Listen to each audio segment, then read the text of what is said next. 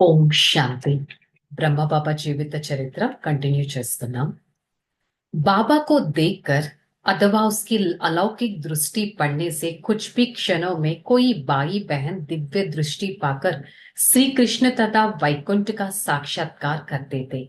उसी वृद्ध शरीर में श्री कृष्ण को देखकर वे उन्होंने जैसा जो जोर से पकड़ लेते हैं।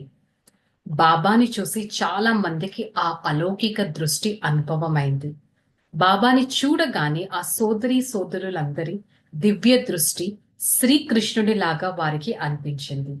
వైకుంఠపు సాక్షాత్కారం కూడా జరిగింది। ఆ వృద్ధుడి శరీరంలో శ్రీకృష్ణుడి సాక్షాత్కారం అవ్వడంతో అందరూ బాబాని గట్టిగా పట్టుకునేసేవారు।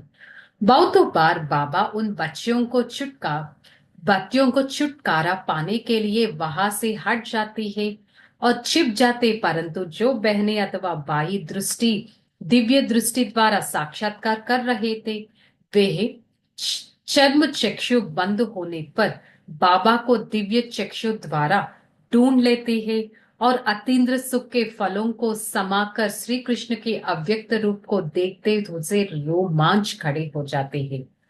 చాలా సార్లు అందరూ బాబాని గట్టిగా పట్టుకుంటారని ఆ పిల్లల నుంచి విడిపించుకోవడానికి బాబా కూడా చాలా ట్రై చేశారు। వాళ్ళ నుంచి దాగి ఉండిపోయి దాక్కొని వెళ్ళిపోయేవారు। కాకపోతే వారికి ఎంతటి దివ్య దృష్టి సాక్షాత్కారం అయిందంటే వారికి ఈ యాక్చువల్ ఐస్ క్లోజ్ అయినా కూడా బాబా వాళ్ళ నుంచి దాచిపెట్టి వెళ్ళినా కూడా దివ్య దృష్టితో బాబాని వారు పట్టుకునేవారు।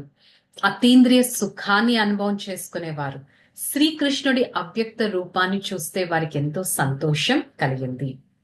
आनंदमय अवस्था में कई बार से यह मधुर रुक्मिती का गीत गाते थे।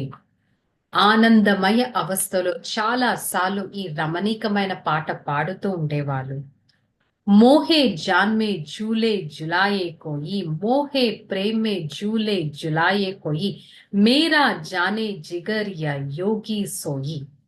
సింధు భాషలో ఈ పాటనందరూ పాడుతూ ఉండేవారు।